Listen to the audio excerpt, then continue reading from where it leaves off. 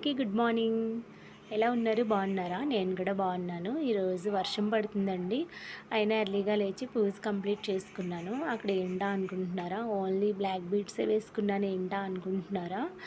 అది తాళి చైన్ అనేది పెరిగిందంటారు కదా, అది అయిందనమాట. అందుకని పక్కన పెట్టాను. ఇంకా దానికి కొంచెం పసుపు బొంద అంటారు కదా, పసుపు తాడు తెచ్చుకొని నేనే గుచ్చుకుంటాను అనుకోండి. అది కూడా మంచి రోజు చూసుకుని గురువారం కానీ బుధవారం అనుకుంటా వేసుకోవాలా అని చెప్తారు కదా, నేను ఎప్పుడు గురువారమే వేసుకుంటాను.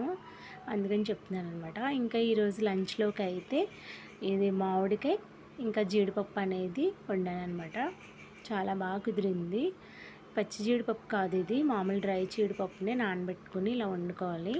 అప్పుడు మొన్న వండింది అయితే పచ్చి జీడిపప్పు, అది చాలా బాగుంటుంది. కానీ ఈ జీడిపప్పుతో కూడా ఇలా వండుకోవచ్చు, బాగుంటుంది. ఇంకా కూర కొద్దిగా అయిందని ఈరోజు ఆకుకూర పప్పు అయితే చేశాను.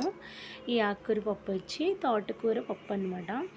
నాకు సోమవారం శనివారం అయితే తోటకూర తినరు, నేనైతే తిన్ను. సో మా ఇంట్లో వాళ్ళ కోసం అయితే వండాను అనమాట.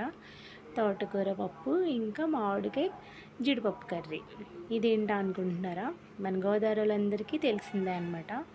అదేనండి తాటికాయ. చాలా స్మెల్ వస్తుంది, చాలా బాగుంది. ఇంకా వర్షాకాలం వచ్చిందంటే తాటికాయలు వస్తాయి కదా, ఎండాకాలం అంతా ముంజులు, వర్షాకాలం అంతా తాటికాయ. దీంతో మంచి మంచి రెసిపీస్ అయితే చేసుకోవచ్చు. నాకైతే అంతగా రాదు. గారెలు కానీ తాటి రొట్టె కానీ ఇంకా తాటి ఇడ్లీ కూడా వేస్తారంట, మా వారికి అయితే బాగా తెలుసు. సో రెసిపీ అయితే షేర్ చేస్తాను. ముందుగా అయితే దీన్ని రసం అంతా తీయాలి.